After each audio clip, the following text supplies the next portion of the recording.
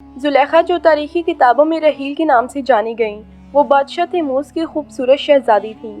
علامہ ابن کثیر نے لکھا ہے کہ 9 سال کی عمر میں زلیخا کو خواب میں حضرت یوسف علیہ السلام کا دیدار ہوا اور وہ ان کی خوبصورتی کی دیوانی ہو گئیں۔ کچھ سالوں کے بعد ان کو خواب میں ایک بار دوبارہ حضرت یوسف علیہ السلام نظر آئے، مگر اب کی بار عزیز مصر کے روپ میں، اور تب چونکہ زلیخا جوان ہو گئی تھیں، اس لیے ان کے لیے اسی سال عزیز مصر کا رشتہ آ گیا، اور انہوں نے شادی کے لیے فوراً رضامندی ظاہر کی، اور انہیں لگا کہ جیسے ان کا خواب پورا ہو گیا ہے، چونکہ وہ عزیز مصر کو حضرت یوسف سمجھ رہی تھی۔ حالانکہ اس وقت عزیز مصر فاتکار بن رہیب تھا، اور ان کو شادی کی پہلی رات ہی اندازہ ہو گیا کہ یہ وہ نہیں ہے جو ان کے خواب میں آیا تھا اور جس کی خوبصورتی کی وہ دیوانہ بن گئی تھیں۔ اور یوں ہی کچھ عرصے کے بعد حضرت یوسف کو مصر کے بازار میں لایا گیا، چونکہ ان کے بھائیوں نے انہیں بیچ دیا تھا، اور مصر کے بازار میں بھی انہیں بکنے کے لیے لایا گیا تھا، اور مصر کے بادشاہ فاتکار بن رہیب نے حضرت یوسف کے وزن کے برابر سونا اور کچھ ریشمی کپڑے دے کر خرید لیا اور انہیں اپنے محل میں لے آئے۔ مصر کے بادشاہ نے اپنی بیوی سے کہا کہ اس کو بہت عزت و احترام کے ساتھ رکھنا، ممکن ہے کہ اس سے ہمیں فائدہ پہنچے یا ہم اسے اپنا بیٹا بھی بنا لیں۔ حضرت یوسف محل میں سکون سے رہنے لگے، اور جوں جوں آپ جوان ہوتے چلے گئے، زلیخا آپ پر نظر رکھنے لگی اور انہیں بہکانے لگی، چونکہ وہ خواب میں بھی آپ کی خوبصورتی پر فدا ہوئی تھیں اور اب حقیقت میں بھی، جیسا کہ قرآن میں موجود ہے۔ اور اس عورت زلیخا نے جس کے گھر میں وہ رہتے تھے آپ سے آپ کی ذات کی شدید خواہش کی، اور اس نے دروازے بھی بند کر دیے اور کہنے لگی جلدی آؤ۔ حضرت یوسف نے کہا اللہ کی پناہ، بے شک وہ تمہارا شوہر ہے اور میرا آقا ہے، اس نے بڑی عزت سے رکھا ہے، بے شک ظالم لوگ فلاح نہیں پائیں گے۔ اور یوں زلیخا نے دروازے بند کر لیے اور حضرت یوسف سے اپنی خواہش پوری کرنا چاہی۔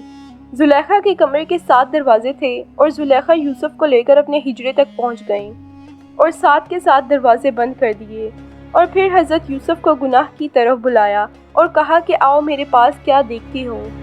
حضرت یوسف نے فرمایا کہ میں گناہ کیسے کر سکتا ہوں، میرا اللہ مجھے دیکھ رہا ہے۔ اور زلیخا کو لگا کہ حضرت یوسف اس کمرے میں موجود بتوں کی بات کر رہے ہیں، تو انہوں نے ان بتوں پر پردہ ڈال دیا اور کہا کہ اب ہمیں کوئی نہیں دیکھ رہا۔ حضرت یوسف نے فرمایا کہ ان پردوں کی مدد سے اللہ کی آنکھ کو دیکھنے سے روکا نہیں جا سکتا، کیونکہ اللہ ہر چیز پر قادر ہے۔ زلیخا نے آپ کو پکڑنے کی کوشش کی تو آپ نے اللہ کے حکم سے دروازے کی جانب دوڑنا شروع کیا، اور کیا دیکھا کہ دروازہ خود بخود کھل گیا۔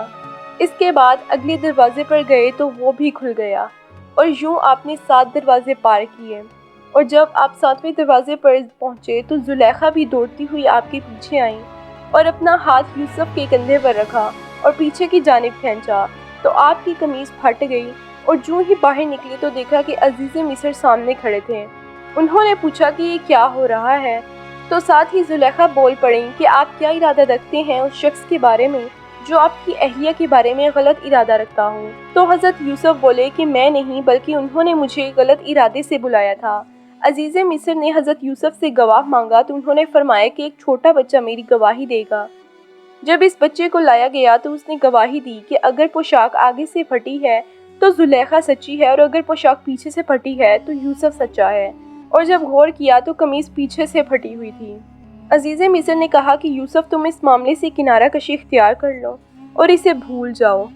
زلیخا نے سوچا کہ میں نے تو ہر ممکن کوشش کر لی، مگر یوسف نے اپنے آپ کو محفوظ رکھا۔ زلیخا نے اپنے شوہر سے کہا کہ اس یوسف کی وجہ سے میں بدنام ہو رہی ہوں، اس لیے بہتر ہے کہ تم اسے قید میں ڈال دو، اور فاتکار نے یوسف کو قید میں ڈال دیا۔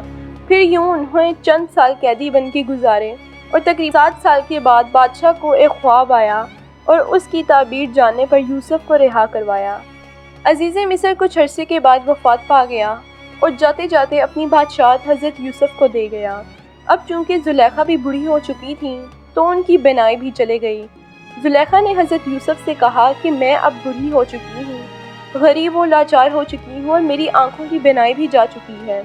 جو مصر کے لوگ مجھے دیکھ کر خوش ہوتے تھے اور اب مجھے دیکھ کر دوبارہ میری طرف دیکھنا پسند نہیں کرتے۔ یہ سن کر حضرت یوسف کو دکھ ہوا۔ حضرت یوسف نے ان سے پوچھا کہ کیا اب بھی آپ مجھ سے محبت کرتی ہیں؟ تو انہوں نے کہا کہ اس پاک ذات کی قسم جس نے ابراہیم کو خلیل اللہ بنایا ہے، حضرت یوسف یہ بات سن کر چلے گئے اور پھر حضرت زلیخا کی طرف پیغام بھیجا، اگر تمہاری رضامندی ہو تو ہم نکاح کر لیتے ہیں۔ اور یوں آپ علیہ السلام نے ان سے شادی کر لی۔ اس کے بعد آپ علیہ السلام نے ان سے اسم اعظم کے وسیلے سے دعا مانگی اور اللہ نے دعا قبول فرمائی اور بی بی زلیخا کی جوانی واپس لوٹا دی اور ان کی آنکھیں بھی واپس آ گئیں اور اللہ پر ایمان لے آئیں۔ اور یوں زلیخا نے اپنی ساری زندگی اللہ تعالیٰ کی عبادت میں گزار دی۔